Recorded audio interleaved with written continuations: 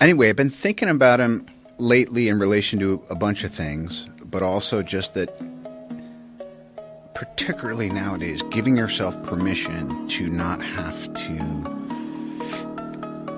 jump because, strike the iron's hot, all that stuff. Yes. And maybe it's just as a bit of an anxiety to the times, which I remember too. Speaking of past generations, I remember growing up in 1974, Nixon's black and white TV getting impeached. My dad and his buddies are whooping it up, but they're still pissed. And I'm going like, wow, it's not worse or better. It's different, but now it's on us. Yeah. So there's a bit of an urgency.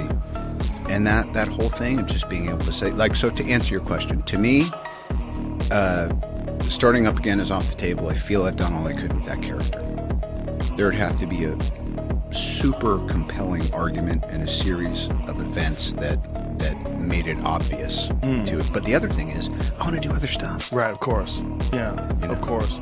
Yeah, what you're talking about Nixon and people can lose themselves in current events. And what I mean by that, like, it doesn't necessarily completely. Your life is more than what's going on in Washington. Hunter Thompson talked about that when he was running for sheriff in Aspen. He was talking about how local politics, like your neighborhood, that's real. Like, this actually can affect your life. Like, what's going on in Washington, how much does that affect your day-to-day existence? It's very little. But for some people, it becomes an enormous portion of the real estate of their mind. It takes over most of their day-to-day consciousness, where they're consumed with it. And it becomes a thing they're cheering for or they're rooting against. And then, your life revolves on something that you have very little power over. Teams, turf wars, interests. Yeah. Think globally, act locally. Right? Yes. I mean, it's a beautiful statement. It really is. It's one of those cliches that you don't even think about, but then... I didn't know that was Hunter in that picture out there. To me, it looked like Joe Walsh. Could as easily been Joe Walsh. I mean, he moved to Colorado, too. Oh, wow. Yeah, the Rocky Mountain Way. Oh, damn if he didn't. Yeah. He once told me, I'll speak out of school, he said, Downey, you should just watch TV for a year, bro. I was like, thanks, Joe. And by the way, he was probably right. Probably right. Look, if you just hung back and just did nothing but watch TV for a year, the fucking ideas you would have, you'd probably have a really rock solid idea of what's going on. His was more trying to have enough things going on that I wouldn't have any ideas for a year, and then I give myself a break for a year. Maybe that's good too. See, I'm thinking differently. I'm thinking like analyze the landscape. I think Joe Walsh is one of the most underrated guys ever because he changed the fucking Eagles. The Eagles were one thing, and then Joe Walsh came around, like Victim of Love. That's Joe Walsh. Yeah.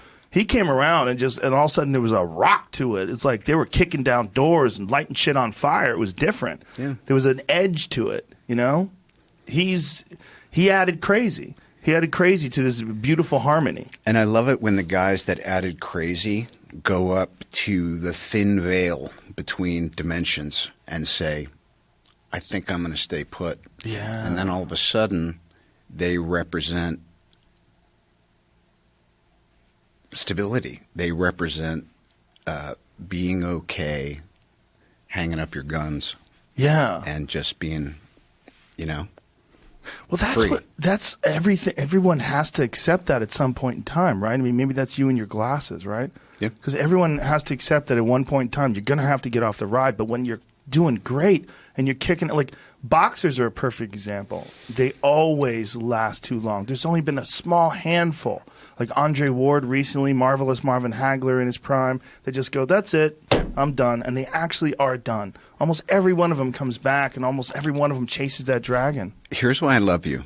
You're making an argument for and also the argument against me coming back and doing another Marvel picture. Listen, I'm not married to anything except my wife. But I'm not married to any ideas. All the ideas that I have are just like, maybe that idea sucks. I love you as Iron Man. So I would if they opened up this time machine and you popped out, I just imagine the moment where everybody goes fucking crazy. It would be amazing. Could be great. I would love that. But I would also love you hanging it up. Yeah. It's just, first of all, it's 2020, and I'm not an OCD guy, but I keep thinking, see clearly. See clearly, even if your vision is going. And it's difficult because I feel like we all just get buffeted by feelings and ego or fears or little, chips of resentments or intuitions that are